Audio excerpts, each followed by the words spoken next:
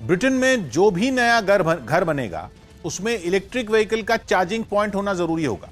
इसके लिए वहां की सरकार एक कानून लाने जा रही है जिसे इसी साल से लागू करने की योजना है। इस तरह का कानून बनाने वाला इंग्लैंड दुनिया का पहला देश बन जाएगा। पूरी दुनिया में इलेक्ट्रिक गाड़ियों को ही भविष्य माना जा रहा है, लेकिन सबसे बड़ी चिंता जो लोगों के मन में है वो है इलेक्ट्रिक गाड़ियों की चार्जिंग से जुड़ी हुई। गाड़ी तो ले लें, लेकिन चार्जिंग कैसे होगी? इसलिए इंग्लैंड में सरकार ने नीति बनाई है कि हर घर में गाड़ी को चार्ज करने की सुविधा तैयार की जाए, जिससे लोगों के मन में एक भरोसा पैदा हो पाए। घर में चार्जिंग की सुविधा तैयार करने के लिए कोई बहुत बड़ा निवेश, मतलब बहुत ज्यादा खर्चा नहीं करना पड़ता।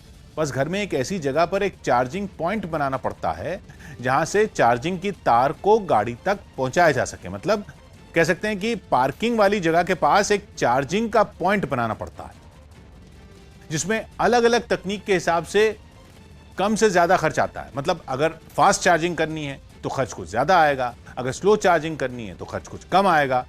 लेकिन नया घर जो भी बनेगा उसमें गाड़ी को चार्ज करने की सुविधा जरूर होगी। इसके अलावा अगर कोई दुकान या दफ्तर बनाया गया तो उसमें 5 गाड़ियों की पार्किंग की जगह पर चार्जिंग की सुविधा तैयार करनी हो।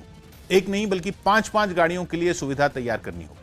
इस नई नीति का मतलब यह है कि जिस वक्त गाड़ियां आमतौर पर चल नहीं रही होती उसी वक्त उनको चार्ज कर लिया जाए। फिर चाहे रात के वक्त घर के गैराज या घर की पार्किंग में खड़ी गाड़ी को चार्ज करना हो, या फिर किसी बाजार में या किसी दफ्तर के बाहर पार्किंग में खड़ी हुई कार को चार्ज करना हो। इससे फायदा यह होगा कि सड़कों पर, हाईवे पर और दूसरे सार्वजनिक स्थानों पर जो चार्जिंग स्टेशन बने होंगे उन पर बोझ कम होगा। और दूसरा फायदा यह होगा कि सिर्फ चार्जिंग के लिए लोगों को वक्त जाया नहीं करना पड़ेगा। असल में पेट्रोल और डीजल से चलने वाली गाड़ियां दुनिया भर में प्रदूषण का सबसे बड़ा कारण, और पूरी दुनिया में इलेक्ट्रिक गाड़ियों को बढ़ावा देने के लिए नीतियां बनाई जा रही। ब्रिटेन ने लक्ष्य रखा था कि 2040 तक बाकी सभी तरह के ईंधन से चलने वाली गाड़ियां खत्म कर दी जाएं, लेकिन बाद में इस लक्ष्य को 10 साल आगे बढ़ा दिया गया। मतलब 2040 की बजाय 2030 तक ही इस लक्ष्य को हासिल कर लिया जाए।